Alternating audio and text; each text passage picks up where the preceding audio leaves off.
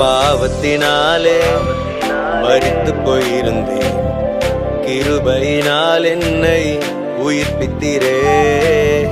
பாவம் பார்க்காத தூயவர் நீரே, பாவி எனக்காக இறங்கி வந்தீரே. எத்தனையோ பாவங்களை நான் செய்த போதிலும் அத்தனையும் எனக்காக மன்னித்தீரே.